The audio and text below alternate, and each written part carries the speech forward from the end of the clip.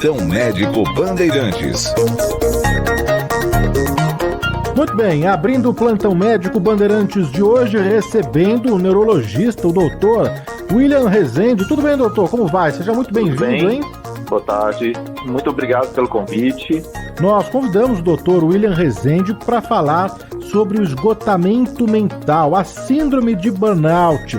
Eu tenho um dado aqui, doutor, da pesquisa da PebMed, que aponta que 1 em cada 3 trabalhadores brasileiros sofrem com o burnout, afetando aí mais de 30 milhões de pessoas apenas no Brasil. Esse é um número importante e preocupante também, não, doutor? Sim, é verdade.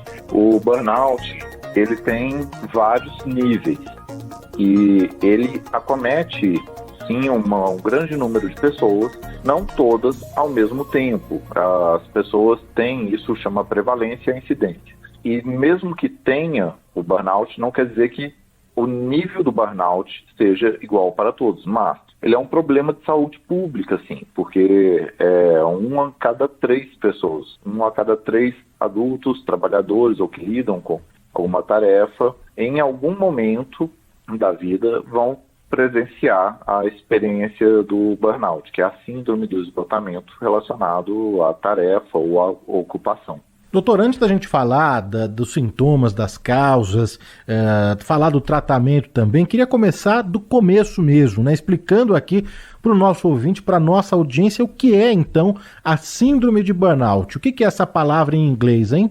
O burnout é a síndrome do esgotamento, é como se tivesse queimado. Burnout é de queimar, é como se queimou e esgotou a energia toda da pessoa em relação a alguma tarefa.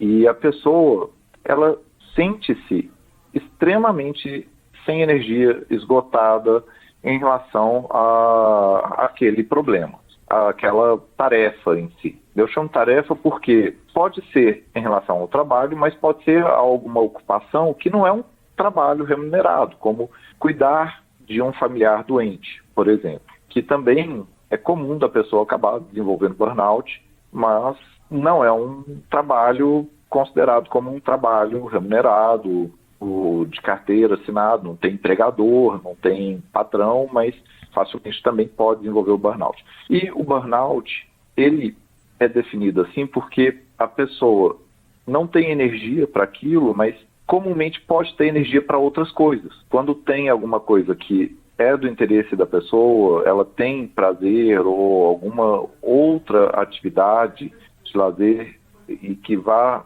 ficar fora daquele ambiente, daquele contexto, a pessoa pode ter energia para aquilo. E o burnout, ele é uma patologia, ela é reconhecida tanto pelo CID-10 como pelo CID-11, e que é da natureza da depressão. Ela é ligada à depressão, porque a depressão é definida pela perda do prazer, não pela presença da tristeza, como muitas pessoas acreditam ser. Ela é fundamentalmente ligada à perda do prazer. Então, a pessoa que tem burnout, ela está esgotada, exaurida em relação àquela tarefa, àquela ocupação, e já não tem mais prazer nas coisas do dia a dia como ela teria normalmente com a tarefa dela. Olha, tem muitas perguntas já sobre tudo isso que você falou aqui, doutor, sobre essa introdução, né? Mas eu queria saber se existe uma classificação, fases do burnout, uma etapa, um burnout, uma síndrome que é mais agressiva, uma fase maior de esgotamento, de esgotamento. Existe isso no burnout ou não? Existe isso sim, porque o burnout, ele vai tendo uma evolução. E tem várias formas de classificação da evolução do burnout. Ele, tanto na fase de evolução do burnout, como um processo que vai tendo uma continuidade de sintomas e de elementos, como também uma classificação em termos de gravidade do burnout, tá? Por quê? O burnout, ele dificilmente ele começa assim do dia para a noite. Ele não é uma síndrome, que é uma síndrome. Síndrome é uma coisa que, uma patologia que tem vários sintomas. E isso envolve diferentes aspectos da vida do paciente. E como vai começando o burnout, ele começa primeiro com sintomas mais leves, tipicamente com a necessidade de aprovação, a pessoa que começa a ter muita necessidade de ser aprovada, de ter aprovação dos colegas, do chefe, tentando fazer, mesmo está fazendo um ótimo trabalho, fica querendo isso. Depois, é comum da pessoa querer trabalhar a mais.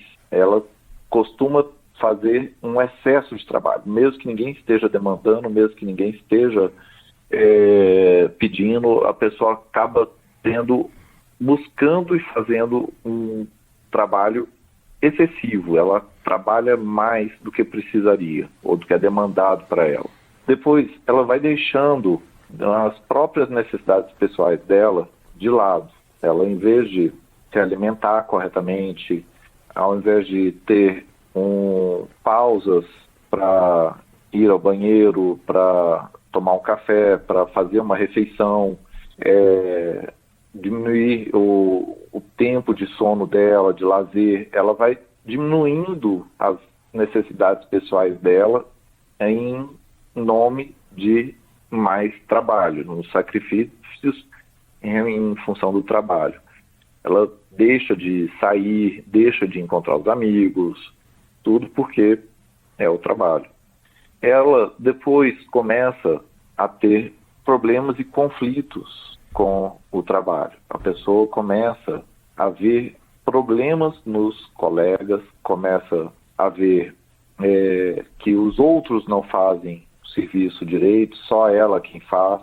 Ela começa a acreditar que, ninguém está fazendo o trabalho direito e só ela que está, e sempre começa a achar defeito e problema no trabalho dos outros, e achar que os outros não fazem bem, e ainda se coloca numa posição ruim, achando que tem outros que ainda fazem muito melhor que ela. Ela acha que os outros não fazem bem e ainda acha que, por mais que ela se esforce, nunca que ela está fazendo bem o suficiente. Que sempre tem alguém mais bem sucedido, sempre está tendo alguém que está fazendo algo melhor ainda do que ela. Depois, a pessoa começa a questionar e achar que os valores dela, das coisas da empresa, do local, não são mais os mesmos. Ela começa a ter uma desconfiança sobre o que sempre foi.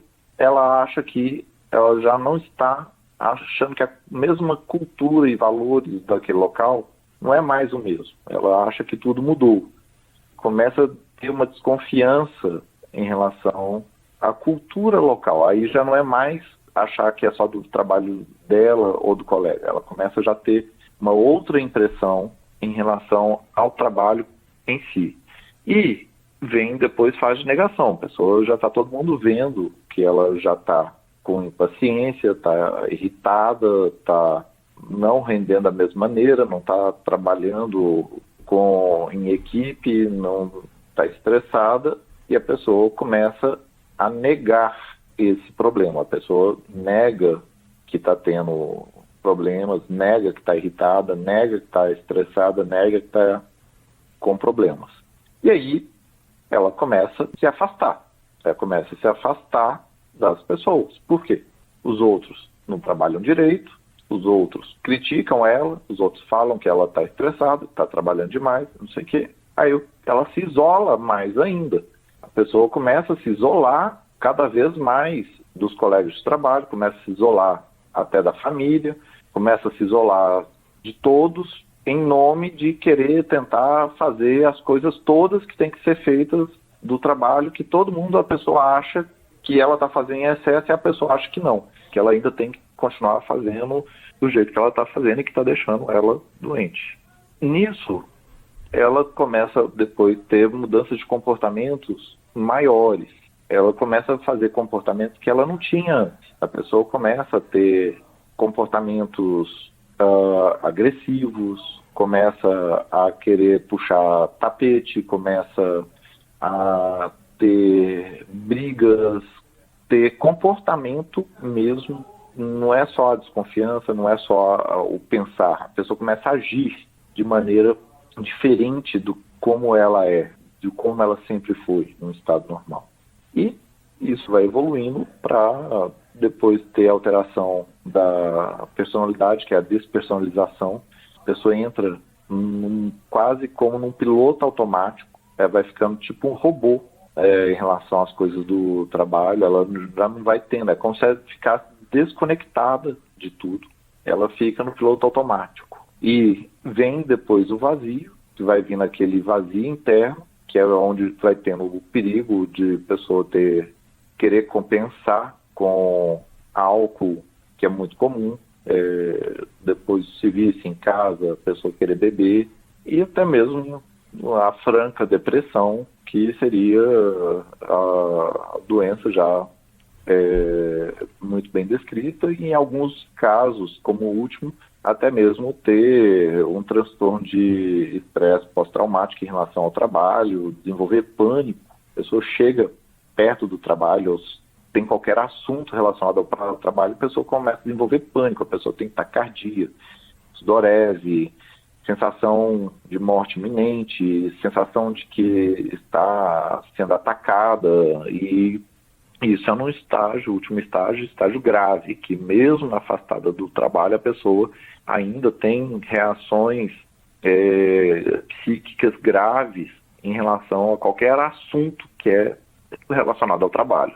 E isso são formas de evolução do burnout. Facilmente o burnout passa por esses estágios, e a gente tem uma escala que a gente utiliza na nossa prática diária para poder quantificar os sintomas do burnout. É uma escala com 15 perguntas que traz uma classificação de nunca, raramente, às vezes, todo o tempo e com muita frequência, que a gente vê sintomas físicos, mentais, para qualificar e quantificar o burnout. E nessa qualificação, nessa quantificação, a gente pode ter os diversos níveis do burnout, como ausente, leve, moderado, grave e gravíssimo, que é a pessoa, quando está, tipo assim, tudo muito cheio, a pessoa tem uma urgência muito grande, ter que fazer algo a respeito, porque ela é capaz de fazer alguma coisa errada ou ter algum problema muito grave por conta do nível do burnout dela. Estamos conversando aqui na Rádio Bandeirantes com o doutor William Rezende, que é neurologista, e hoje no Plantão Médico Bandeirantes, falando sobre burnout, né, e a complexidade dessa síndrome. Olha, doutor, você falando de todas essas etapas, das fases do burnout, eu confesso que eu não conhecia em detalhes assim. Para mim, na verdade, era um esgotamento mesmo, um estresse, uma pressão, não saber lidar direito aí com prazos. Eu não sabia, por exemplo, né, de tudo isso que você trouxe, né, dos valores da empresa, da negação, de achar dos seus próprios, de questionar os seus próprios valores também, da sua capacidade, né, de contribuir ali com a empresa. Eu não sabia que passava por tudo isso. Então, realmente, ele é muito complexo, e por isso a importância da gente trazer aqui para o debate, ter um especialista como o doutor William Rezende, para a gente conseguir entender um pouco mais sobre essa síndrome, né, doutor? Sim. E ela é comum, como como você começou a entrevista dizendo, ela comete 1 a cada 3, 33%, um terço de pessoas da população que está trabalhando, pessoas adultos ativos, corre o risco de sofrer burnout. E lógico que, volto a frisar, que 1 a cada 3 é muito fácil pensar, qualquer reunião de pessoas, 3 pessoas não está tendo. Não necessariamente que está todo mundo, 1/3 da população tendo burnout ao mesmo tempo. Tem níveis e níveis, tá? A pessoa pode começar a estar com um nível leve, se ela não vai fazer nada, a coisa vai progredindo. Bom, e uma das coisas que mais chama a atenção, a dificuldade, é da pessoa aceitar que está tendo o burnout. Por isso que tem testes online. Na Clínica Regenerate, que é a minha clínica, nós temos no site vários testes online que são auto-aplicáveis. A própria pessoa pode ir e aplicar nela própria um teste de burnout, que é um teste oficial, e ver se ela está ou não com algum grau, algum risco de desenvolver o burnout. E isso, pelo menos, ajuda a pessoa a tentar enxergar se ela está com esse risco ou não. Porque quando a pessoa ela já está com burnout, mesmo que moderado, se chega um colega, se chega alguém e diz isso para ela, a pessoa nega, porque faz parte da evolução da doença a negação. E a negação está lá dos primeiros, sabe? A pessoa nega o problema. Ela tem dificuldade de aceitar que tem o burnout. Então, quando é assim, e você quer tentar ajudar alguém a perceber que ela está em burnout, às vezes o legal é tentar ajudar que ela faça o teste, responda o teste, ou então pedir que uma outra pessoa que não esteja ligada a ela no trabalho dê o toque para ela disso, para que ela consiga tentar perceber isso. Porque muitas vezes, se são os próprios colegas, são os próprios pares, muitas vezes a pessoa fica em defesa, fica em negação. Doutor, você me permite compartilhar aqui com os nossos ouvintes o Instagram da clínica, né? Para que o ouvinte tenha acesso, então, a esse teste. É um teste gratuito, doutor? É um teste gratuito. Tá. O teste ele está no site da clínica, não está no Instagram. Ah, no site. É no site regenerate.com.br, dentro da aba Conteúdos, Testes Neurológicos. E lá tem testes de diversas coisas, testes de depressão, ansiedade, apneia do sono e o burnout também. E são todos testes muito bem validados e que ajudam a própria pessoa. A pessoa ela já aplica sozinha na internet, chega o resultado e já dá para ela ter uma noção se ela tem um problema e qual o grau. Lógico que o teste não substitui uma avaliação médica, um diagnóstico e tal, mas ele ajuda a dar um norte do grau do problema. Doutor, você deve ouvir muito isso no consultório, em entrevistas também, né? Se o burnout é uma doença nova, dos novos tempos, dessa nova geração, porque você sabe que eu sempre ouvi a palavra o workaholic, que é um profissional que trabalha muito, né? Que gosta de trabalhar muito. Me lembro até de assistir uma série que se chama Mad Men, que se passa, é um publicitário, né, na década de 70, 80, se eu não me engano, e ele era um workaholic, né? Então você vê que isso já está presente há muitas décadas no nosso vocabulário. Mas o burnout, ele é uma novidade? Ele é uma síndrome dessa geração aqui? Porque ele foi descrito mais recentemente. Porque ele já existia. As pessoas terem síndrome de esgotamento existe desde que mundo é mundo e alguém é exposto a alguma ocupação ou de uma maneira que não é saudável e a própria pessoa não tem uma resposta adequada frente àquele ambiente de estresse, tá? Que o burnout ele é produzido não somente pelo ambiente de trabalho, é sim pelo ambiente de trabalho, mas a resposta interna daquele cérebro, daquela pessoa, àquele ambiente, tá? No mesmo ambiente de trabalho, tem pessoas que estão suave na nave, elas estão super tranquilas, e a outra pessoa na mesma função, do mesmo jeito, totalmente burnoutada. Por isso que envolve o local e a pessoa. São as duas principais variáveis. E, só de pensar, imagina, desde milhares de anos atrás, quando tinha escravos, que você punha os caras para trabalhar o tempo todo, de sol a sol, sem descanso, sem nada, fazendo a mesma coisa, não sei o quê, tipo assim, muito provavelmente também tinha burnout. Só não tinha descrição disso como uma entidade médica. A percepção disso como entidade médica veio, é mais recente. Eu não tenho certeza, mas se não me engano foi na década de 60 ou 70 que teve a primeira descrição quando começou as questões da medicina do trabalho, de perceber que pessoas desenvolviam uma postura típica de esgotamento muito específica relacionada àquela tarefa a qual ela fica executando.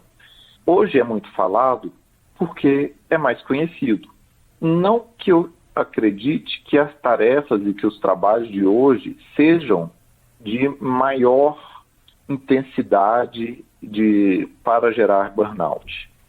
Tudo vai depender do tipo de trabalho, do tipo de coisa. Sempre teve tarefas que eram muito mais extenuantes e ambientes muito mais insalutares de trabalhar do que outros. O que mudou é que hoje a gente vive numa sociedade 24/7, é todo mundo funcionando e a pessoa ela está em máxima produtividade não só no trabalho, ela quer estar em máxima produtividade na vida pessoal, no trabalho, em diversas outras coisas, e o fluxo de velocidade das coisas é tudo muito maior. E como a velocidade disso aumentou muito, tipo, o trabalho tem mais proteções, tem mais regras, tem mais elementos de proteção em relação ao trabalho, tem mais leis que protegem o trabalhador, mas ao mesmo tempo a velocidade e a demanda é maior. E isso acaba facilmente gerando um estresse maior no ambiente e maior capacidade, uma demanda maior de adaptação das pessoas. Então, ficou mais fácil de perceber o trabalho, o estresse e o burnout, porque, é mais falado, a comunicação é maior. 2, a velocidade das coisas. Talvez a pessoa não mudou o tempo de trabalho dela, ela ainda, igual a 40, 50, 60 anos atrás, tem um período, uma jornada de trabalho de 8 horas por dia, mas a intensidade de coisas que ela tem que resolver em um único dia é bem maior do que há 60 anos atrás. E isso aumenta, sim, a chance de um burnout, porque simplesmente qualquer pessoa que tem que lidar com um número muito grande de questões, de atividades, de tarefas no intervalo curto de tempo, isso é uma sobrecarga da atenção, força mais a capacidade mental, pode esgotar mais a pessoa. Concordo, é um fenômeno moderno, é mais falado hoje em dia, mas eu nem sei dizer se a prevalência é tão maior hoje em dia do que antigamente. Eu acho que são características diferentes. A vida mudou e fala-se mais e tem algumas características, em algumas profissões, propiciam mais o burnout. Não em todas as profissões, não em todas as situações. Doutor, a gente apresentou aqui para o nosso ouvinte com detalhes as várias etapas, né, as várias fases do burnout. Mas acho que é legal também trazer, eu sei que você já passou por isso entre as etapas, não é? Mas acho que é legal também a gente trazer aqui alguns sintomas, porque o ouvinte está se perguntando, né? Mas eu tenho uma irritabilidade, não é? Eu tenho um cansaço mental e físico, eu tenho insônia, eu tenho alguns tipos de pensamento, lapsos de memória. Tudo isso pode ser burnout, ou eu já vou descartar porque realmente não faz parte da síndrome. A gente pode falar um pouquinho dos sintomas, doutor? Sim, os sintomas, eles vão aumentando à medida quando aumenta o estágio do burnout. Alguns são específicos em relação ao próprio burnout, como a pessoa vai ficando negativa em relação ao emprego, ela vai ficando fria com as pessoas e com os colegas de trabalho, de equipe, ela vai ficando se sentindo incompreendida, isolada, ela vai sentindo que nunca dá conta de completar todas as suas tarefas, sente que só ela dá conta de fazer as coisas da maneira correta e se sente frustrada com o trabalho em várias, ou pelo menos em partes com o seu trabalho, acha que as regras, as burocracias ou a política afeta a capacidade dela de fazer o trabalho, acha que tem a habilidade dela para fazer o trabalho está aquém do que ela precisaria. Isso são coisas que ela sente em relação ao trabalho. Mas o que vai acontecendo com ela? Ela vai tendo esse esgotamento que vai progredindo e pode começar a ter sintomas, como eu disse, o burnout é uma síndrome de caráter depressivo. Ela pode começar já a desenvolver sintomas de depressão mesmo. E a depressão não é presença de tristeza, tá? A depressão, ela é fundamentalmente caracterizada pela perda do prazer. A perda do prazer ou a diminuição do prazer no dia a dia, no trabalho, nas atividades, a perda do prazer como um sentido amplo é a principal característica da depressão. E o burnout é uma síndrome de caráter depressivo. Então, se a pessoa vai perdendo o prazer na vida, vai perdendo o prazer no trabalho, vai perdendo o tesão nas coisas, essa é o elemento chave. E aí o que vai acontecendo? Ela pode ficar com um sono ruim, como acordar no meio da noite, ela pode ter dificuldade para iniciar o sono, ou ela pode ter sono durante o dia, ter ataques de sono durante o dia, ela pode começar a ter prejuízos de memória, ter dificuldade para lembrar palavras, dificuldade para reconhecer pessoas, dificuldade para lembrar de pequenos compromissos, de pequenos eventos. Ela pode ter maior dificuldade para se concentrar, ela pode começar a ficar procrastinando muito, que nem vai para começar a fazer um trabalho, tem que ler os e-mails. Em vez de sentar lá e começar a ir limpando os e-mails, a pessoa começa a procrastinar, a pessoa abre um YouTube, a pessoa abre o Zap, aí depois abre outra rede social, faz uma coisa, faz outra e procrastina. Ela pode começar a ter mudanças no hábito alimentar dela, como perder o apetite, pular refeições, ou que é muito como a perda do prazer, é comum da pessoa ter perda do prazer até nas coisas físicas também, como a alimentação, a atividade sexual, o esporte, coisas que era para ela fazer, o prazer da atividade social, a pessoa que não mais vai tendo prazer em sair, encontrar as outras pessoas, conversar, bater papo.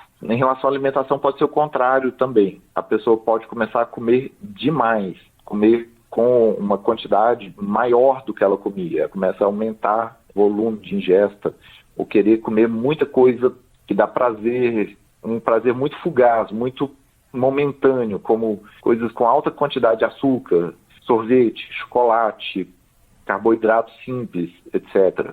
Ela pode também ter uma alteração na motricidade corporal mesmo, sabe? A pessoa fica mais lenta, mais devagar, ela vai fazer as coisas todas, parece estar com aquela bateria fraca, sabe? Vai tudo mais devagar do que o normal, sabe? Todo mundo anda e mexe e fala de uma maneira normal, a pessoa parece que tá parecendo aqueles brinquedos de antigamente, quando já está acabando a bateria, que vai... ou o contrário também. Ela pode ficar tão pilhada, que fica falando que nem louco, que nem pessoa que não para de falar, aquela coisa que é muito... Aquela coisa eufórica também, a euforia aquela também. Coisa eufórica. E, obviamente, também pode começar a ter recorrentemente pensamentos negativos em relação a ela própria e outras pessoas, de como se seria bom se acontecesse coisas ruins com outras pessoas ou com ela. E isso tudo faz parte, são sintomas do que pode estar acontecendo com a pessoa com um burnout mais evoluído. Doutor, eu li em algum lugar, pensamentos suicidas entrariam em burnout, pode ser burnout também, ou a gente já vai para depressão? Mais para depressão, tá? O burnout, vamos deixar claro que, apesar de ser uma síndrome de caráter depressivo, ele pode também chegar a desenvolver depressão, mas o burnout é a síndrome do esgotamento. A pessoa está esgotada ou até mesmo depressiva, fundamentalmente com relação ao trabalho. E o burnout, a pessoa tem que estar trabalhando. Não existe burnout de pessoa que não está trabalhando, sabe?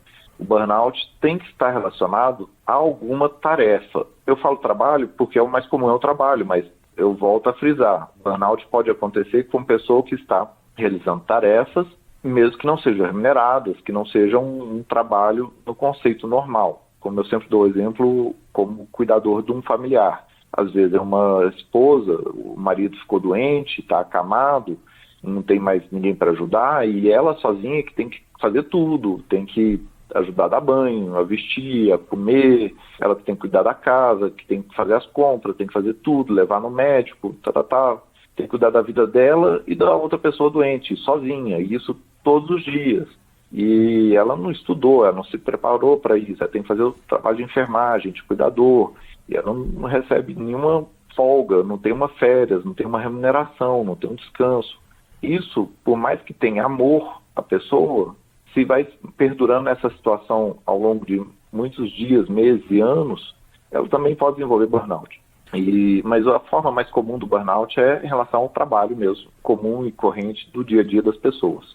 Um paciente precisa apresentar quantos desses sintomas para cravar um diagnóstico de burnout?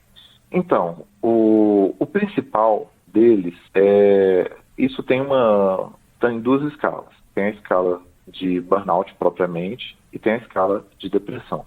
A de depressão, o principal que a pessoa tem que ter ou é a presença de depressão na forma de tristeza mesmo, presente na maior parte dos dias, por pelo menos um mês seguido. Mas, mais do que a depressão e a tristeza, a presença da perda do prazer ou do interesse nas coisas ao longo dos dias, na maior parte dos dias, por pelo menos um mês. Isso e mais um dos sintomas todos que eu falei. Alteração da alimentação, alteração do sono, alteração da energia, alteração da motricidade, da fala, alteração da cognição, da memória, da atenção e a presença ou não de pensamentos negativos, de suicídio e de machucar a si próprio. Quando a pessoa pensa em suicídio, é mais relacionado à depressão, mas o burnout, como eu disse, ele é muito ligado ao trabalho e não existe burnout sem trabalho. Isso é um ponto que é muito importante, que às vezes a pessoa ela desenvolveu um burnout, ela entrou numa fase depressiva, ela até já saiu do trabalho, ela está desempregada ou não está fazendo nada e ela está mal. Mas isso é uma depressão, já não é burnout. Burnout, por definição, tem que estar relacionado a uma ocupação. Sem estar com uma ocupação, não é burnout. O burnout tem que estar com uma relação a algum trabalho, tarefa. Mas então um estudante não se encaixaria nisso? Sim, ele tem uma tarefa, tem a tarefa de estudante, e é super comum ter burnout em estudantes que estão para prestar concursos, como pessoas que vão fazer vestibular, ou pessoas que estão fazendo concursos para concurso público, ou até mesmo estudante como muito comum de doutorado ou de mestrado, quando está para defender a tese, é extremamente comum ficar com burnout, porque tem uma pressão muito grande para produção, para entrega, para várias outras coisas, e é comum sim desenvolver burnout, porque é uma tarefa. A tarefa dela é estudar, e ela pode desenvolver burnout sim. E isso foi muito bom esse exemplo, como outro tipo de tarefa que não é remunerada, que não tem chefe diretamente, e pode a pessoa entrar em burnout com isso sim também. E não comumente vê pessoas que estão estudando para vestibular, por exemplo, estuda com tanto afinco, não conseguem fazer pausas, não conseguem ter um equilíbrio, aí chega no momento da prova, a pessoa está em burnout, aí está esgotada, aí já não consegue estudar mais nada, não consegue ter força para nada, e ela vai mal na prova porque está em burnout.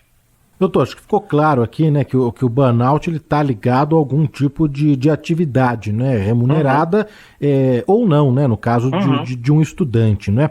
Mas existe algum estudo, algum levantamento que aponta as profissões ou as tarefas, ou um tipo de público, um perfil que está mais aí vulnerável, que tenha mais diagnósticos de burnout? Sim. Disparado, professores. Os professores são a classe profissional que maior tem a incidência de burnout, porque soma jornadas longas de trabalho na sala de aula que tem já o estresse, a dificuldade com os alunos, trabalho fora da sala de aula que é preparar o conteúdo, de corrigir provas e de tarefas burocráticas em relação ao trabalho. Trabalho em mais que um local. Comumente o professor trabalha num local, no outro, e tem que substituir outros professores, e com pouca reconhecimento, pouca remuneração, descansos nem sempre tão compatíveis. É o classe número 1. Número 2, profissionais da área de saúde, especialmente quem fica em linhas de frente de atendimento.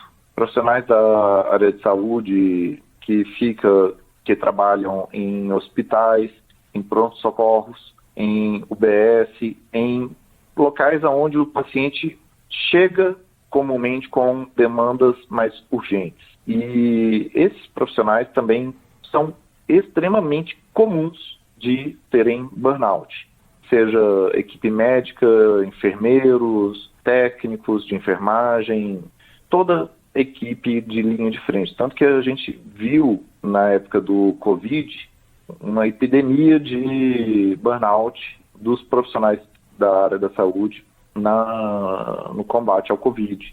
Além de ser uma demanda muito grande, o Covid ter sido uma demanda absurda de atendimento, os próprios profissionais também acabavam ficando doentes, aí ficavam afastados, aí os que ainda não estavam doentes tinham que dobrar plantão, trabalhar mais, e isso era todo dia, toda hora, era super comum. Mesmo que a pessoa não pegasse Covid, acabava ficando exaurida, tendo burnout também.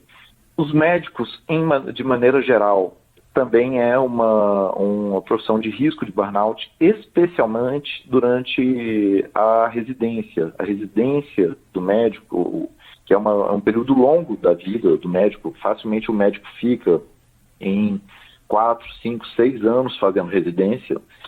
O médico facilmente também desenvolve burnout, especialmente durante o período de residência ou logo pós término de residência. E policiais também têm facilidade de desenvolver burnout, especialmente os que lidam com o público. Quem é o policial de rua, aquele policial que facilmente está faz atividade ostensiva, que tem polícia de diversas atividades, desde serviço burocrático até pericial, não sei o quê, mas o policial que está lidando com a população diariamente, com demandas agudas, eles também têm facilidade de burnout. Estamos conversando aqui na Rádio Bandeirantes com o doutor William Rezende, que é neurologista, e hoje no Plantão Médico Bandeirantes ajudando, né, a gente a entender um pouco sobre a síndrome do burnout, né, esse esgotamento mental e físico também, não é, doutor? A gente pode colocar Sim. como um esgotamento físico também, não é? Sim. Esgotamento mental e físico, a pessoa sente no corpo isso. Não é algo somente psíquico, não é uma coisa apenas mental. A gente já trouxe aqui as profissões, não é? Mais comuns aí, que a gente encontra o maior número de diagnósticos de burnout, mas existe uma prevalência entre homens e mulheres ou isso não? Não, a prevalência entre homens e mulheres é muito similar. Ela fica maior em mulheres, mas por conta de características de profissões que tem comumente mais mulheres, como dos professores e equipe de enfermagem. Mas, por exemplo, num quarto grupo que tem muito burnout, como pessoas os desk job, são pessoas de meio corporativo, onde costuma ter até mais homens, é comum ter uma prevalência maior nos homens, porque é mais comum de ter homens nesse tipo de trabalho. Talvez se ver por conta de trabalhos que tenham mais características femininas, de ter mais mulheres, acaba dando uma prevalência maior, mas até onde que eu me lembre, a prevalência de maneira geral, ela é muito similar, tanto em homens quanto mulheres. Doutor, a gente já explicou aqui para o nosso ouvinte o que não é a síndrome de burnout, a gente falou, né, de forma bem detalhada as etapas, as fases da síndrome, os sintomas também, as profissões, e o ouvinte quer saber, está mandando mensagem aqui perguntando, né, o tratamento, né, de que forma que se dá o tratamento da síndrome de burnout? Bom, Aí que tá.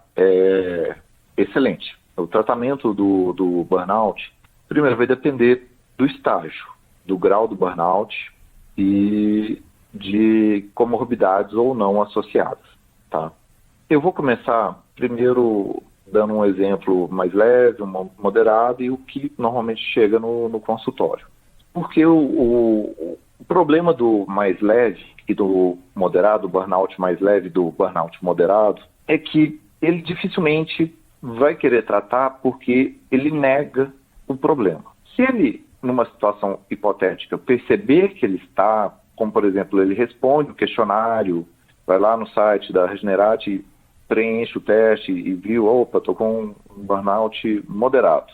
A pessoa, ela pode começar a buscar uma orientação de um psicólogo ou de qualquer pessoa para mudar a rotina de vida dela, na qual ela ponha limites. Ela tem que conseguir pôr limites para parar com o trabalho, pôr regras para que ela ponha lazer na vida dela, que ela ponha regras para que ela ocupe a mente dela com outras coisas. Acontece que isso não é fácil. A pessoa que já está com a mente num estado frenético para isso, ela tem tendência a não querer desligar disso de jeito nenhum. Tanto que a pessoa tira férias, às vezes ela tirou férias e durante as férias toda a cabeça ficou só pensando no trabalho. Então, mas de leve a moderada, a pessoa pode primeiro tentar medidas comportamentais. Começar a atividade física, que a atividade física traz sensação de bem-estar, ela pôr uma rotina, pôr a agenda dela. Vou visitar meus amigos, vou sair para encontrar com pessoas. De tal hora a tal hora trabalho. Chegou a tal hora, parei trabalho, vou fazer outra coisa. Ter um hobby é uma coisa fenomenal. E hobby, a definição de hobby é algo que a pessoa faz, produz, tem um produto, tem um resultado daquela atividade dela, que traz prazer para ela, e ela não tem meta, não tem prazo, não tem compromisso, não tem obrigação. Então, hobby não é assistir televisão, não é ouvir música, não é fazer leitura. Hobby é algo que a pessoa faz. Ela tipicamente faz algo, é uma atividade que produz, tem um produto final daquilo, desde que seja até um exercício na qual a pessoa se envolve com aquilo, entra na cultura da corrida, ela tem prazer com aquilo. Aquele prazer que ocupa a mente da pessoa, que preenche o cérebro da pessoa e que ela não tem pressa, compromisso, não tem prazo, não tem meta de nada com aquilo é extremamente terapêutico. Aquilo faz o cérebro conseguir se aliviar. A atividade física também, e tem até um número, que tanto de atividade física a pessoa tem que fazer. Ela tem que fazer 150 minutos de atividade física que aumente a frequência cardíaca de base dela em 60% durante o exercício. Por exemplo, se a pessoa tem uma frequência cardíaca em repouso de 80 batimentos cardíacos por minuto, ela tem que fazer um exercício que suba a frequência cardíaca dela por uns 120, 130 durante o exercício. E tem que fazer 150 minutos desse exercício por semana. Pode ser caminhada, natação, corrida, qualquer coisa. Obviamente, também parece lugar comum falar isso, dormir bem, exercício e alimentação, mas, puxa, isso é verdade. Não é uma coisa piegas, isso faz diferença. A pessoa tem que ter uma disciplina de sono. Tipo, a partir de tal hora, ela tem que desligar aparelhos, desligar a luz, desligar tudo e fazer um processo para a mente desacelerando para ir dormir. Eu facilmente recomendo aos pacientes, por exemplo, quer dormir às 11 horas, às 10 horas já está de banho, tomar de pijama, apagar as luzes, apagar o celular, tablet, televisão, tudo, ficar na cadeira com uma luzinha amarela, um livro de papel, lendo um livro, ouvindo uma música, que aí o cérebro vai relaxando até chegar ao sono.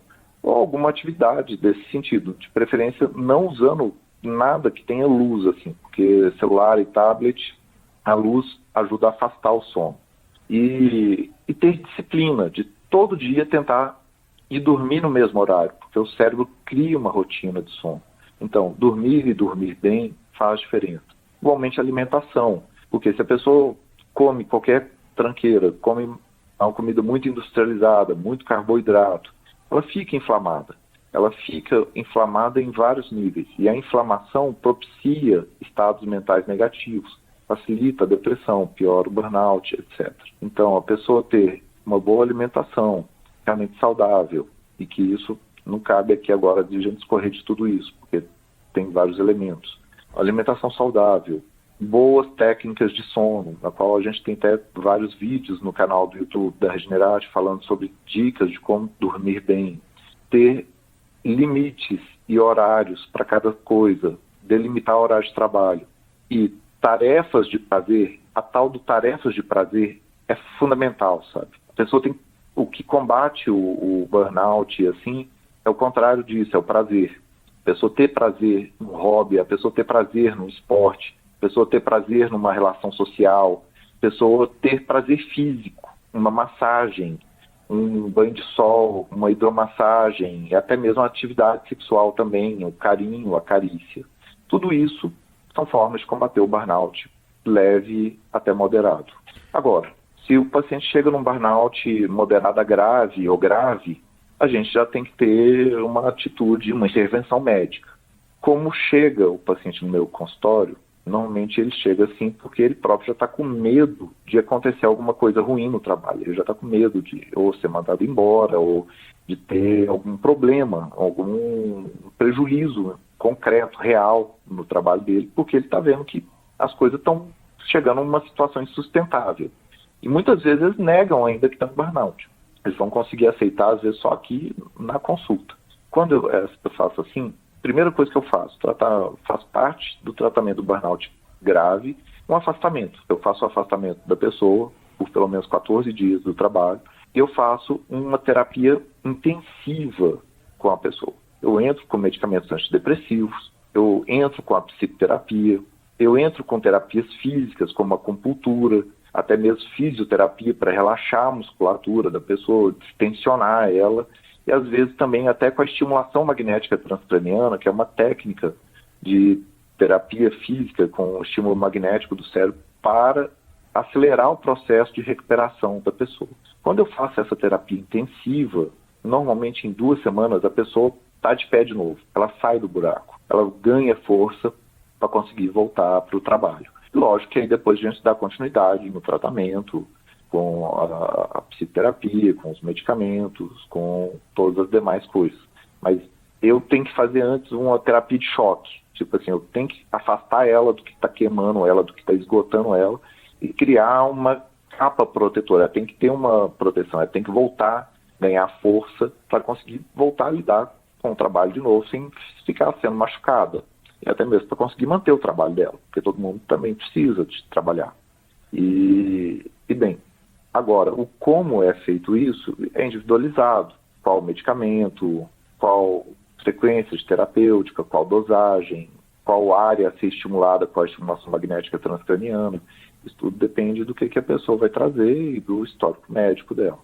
Não, é importante a gente falar também, não é, doutor, que todos na sociedade precisam encarar, entender o burnout, né? Primeiro os trabalhadores, né, que precisam Sim. criar os limites entre a vida pessoal e profissional, estabelecer prioridades, dialogar com as chefias. É claro que a gente está falando aqui no que deveria ser. A gente sabe que na prática as pessoas precisam do emprego, muitas delas se sujeitam e aceitam condições que são terríveis. A gente sabe, né, que tem mais de 14 milhões de brasileiros desempregados, mas a gente está falando o que deveria ser o correto, né? Você ter esse diálogo aberto com a sua chefia, você respeitar as pausas e os descansos. As empresas também precisam se estruturar e estruturar Sim. ambientes mais acolhedores, menos Você estressantes. falou de uma coisa muito importante em relação à prevenção.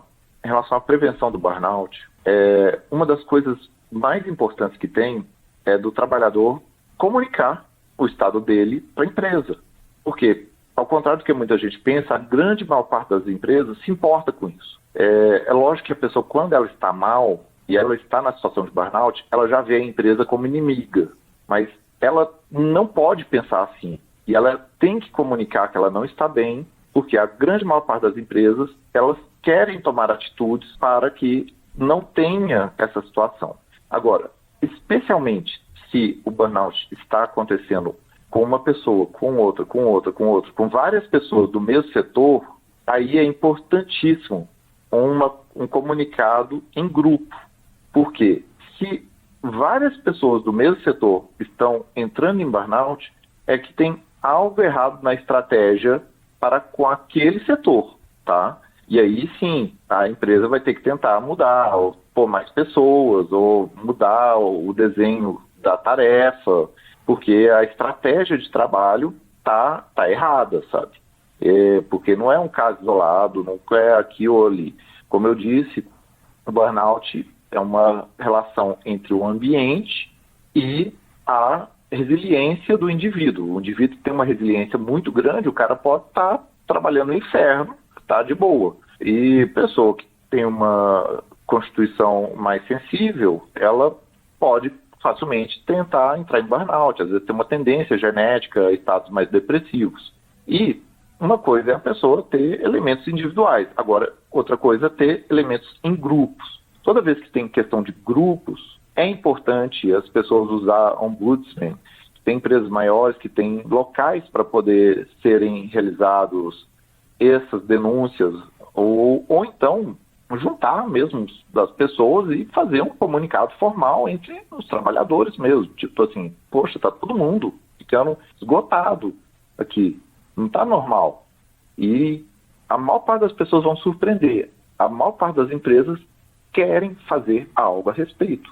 As empresas, de maneira geral, elas não são inimigas do trabalhador.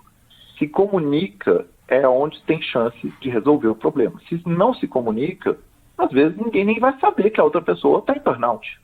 Tem uma coisa importante também para a gente falar, né, doutor, para além das empresas e dos próprios trabalhadores também, é a questão da legislação, né, porque a legislação ela dá direito a uma licença médica remunerada por 15 Sim. dias ao indivíduo com burnout e um afastamento por mais tempo aí com a cobertura do INSS, né? E após Isso essa mesmo. alta, o paciente, o trabalhador, não pode ser dispensado sem justa causa por um ano. Então, todo mundo trabalhando junto, né? A sociedade entendendo, encarando o burnout, que é essa realidade que a gente vive, a gente vai ter uma sociedade mais saudável, menos estressante, né, doutor? Sim, claro, porque é muito grande a prevalência disso e a gente não pode ter um dia a dia em uma parte do nosso dia tão importante como o trabalho, tão sofrida assim.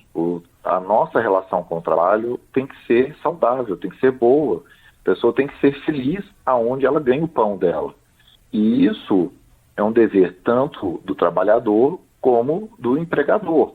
E só é possível melhorar isso onde há diálogo, onde há percepção, onde há um esforço para tal, para que seja possível identificar os problemas, as causas dos problemas e tentar modificar a nível individual e a nível coletivo.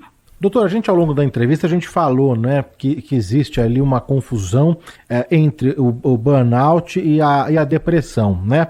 Mas existe também uma confusão com síndrome do pânico e estafa, são coisas diferentes. Mesmo a estafa não é sinônimo de burnout, né? Ou é? Não, estafa não é um termo médico. Estafa está mais próximo do esgotamento. A pessoa está numa estafa mental. Ela tipicamente está exaurida, ela está estafada. E isso, como não é um termo médico, ela é usada de diversas maneiras. Cada pessoa usa que está estafada com algum sentido diferente. Isso pode ser que a pessoa esteja com burnout, pode ser que ela está depressiva, pode ser que ela está com pânico, pode ser que ela está com transtorno de estresse pós-traumático. Lógico, o paciente não vai saber denominar cada coisa de maneira técnica, mas ele percebe que ele não está bem. O pânico, ele é um momento, um pico grave, é uma faceta de ansiedade. O pânico, ele está mais relacionado com a ansiedade do que a depressão. Mas a pessoa, ela já desenvolve uma sensação de perigo iminente, de urgência e sensação de mal-estar e perigo tão absurdo, tão grande, que o corpo começa a se reagir em situação como se estivesse em pânico, como se estivesse em situação de que algo eminentemente ruim vai acontecer. É da natureza das patologias mais da ansiedade do que da depressão, mas quando a pessoa já desenvolveu uma relação tão ruim com, por exemplo, o trabalho, que ela está se sentindo traumatizada. Quando eu vejo isso? É quando, por exemplo, a pessoa sofre tanto abuso moral no trabalho, tem abuso moral, abuso, pessoa constantemente humilhada ou sofre bullying, que aí só dela pensar no trabalho, só dela chegar na porta do trabalho, qualquer coisa já começa a ter pânico, taquicardia, transpirar, suar, ter medo, se sentir muito mal, porque lá ela está sofrendo, lá ela está igual está apanhando, é como se fosse apanhar fisicamente, só que é apanhar psicologicamente, ela está apanhando lá todo dia. E aí qualquer animal que vai para um local onde ele apanha, ele começa a reagir, ter a reação igual de quem vai apanhar, sabe? Começa a ter medo. E isso é o pânico. E o pânico pode ter sensações muito diversas, igual sentir um bolo na garganta, ter falta de ar, ter taquicardia, ter formigamentos, ter uma tontura que parece que a pessoa vai cair, sensação de quase desmaio, ficar transpirando. Tem vários sintomas, o pânico. O pânico é horrível. O pânico, nossa senhora, eu lembro de eu vi o tanto que pânico é ruim. Quando eu era estudante, eu estava lá no estágio da emergência, chegou um paciente, ele estava com a dor no peito, ele estava infartando, e a gente fez eletro, aí perguntou lá o que era, eu falei que ele estava infartando, e ele falou, nossa, que bom que não é outra crise de pânico. Eu, caraca, nossa senhora, o cara tá feliz que não é outra crise de pânico, que é um infarto. Você vê como que é ruim, que é pesado, uma crise de pânico. Conversamos aqui na Rádio Bandeirantes com o neurologista Dr. William Rezende, nos ajudando a entender um pouco mais sobre a síndrome de burnout. Convido aqui o ouvinte a continuar seguindo, acompanhando o trabalho, conhecer um pouco mais o trabalho do Dr. William Rezende. É só seguir DR de Dr. William Rezende no Instagram, e tem também o da clínica, eu vou passar aqui para o nosso ouvinte, é Clínica_Regenerate. É isso, doutor? Isso mesmo. E tem o site, que eu recomendo, até mais que todo mundo gosta muito do Instagram hoje em dia, mas a melhor parte do nosso conteúdo está no site e no YouTube. No site é regenerate.com.br e no YouTube é só digitar Regenerate no YouTube que você vai achar a clínica lá. Eu nem lembro de cabeça o nome todo do YouTube, mas só digitar Regenerate ou Clínica Regenerate que você encontra no YouTube, que é onde a gente focou mais o nosso conteúdo, nossos testes, nossos vídeos, textos sobre diversos assuntos de neurologia e temas afins para nossos pacientes. Lá também pode tirar dúvidas sobre diversos temas que nós estamos, na medida do possível, sempre tentando responder a todos os nossos pacientes. Eu encontrei aqui o YouTube, só vou passar direitinho aqui para o nosso ouvinte, mas de fato é só digitar Regenerate, que já encontra, mas é Regenerate do Dr. William Rezende, já tem quase 700 mil inscritos. A gente convida o ouvinte a se inscrever também no canal da clínica do doutor para acompanhar e continuar acompanhando o trabalho. Doutor, super obrigado pela atenção aqui com a Rádio Bandeirantes, viu? Pelos esclarecimentos, a gente volta a se falar numa próxima oportunidade. Muito obrigado. Um abraço.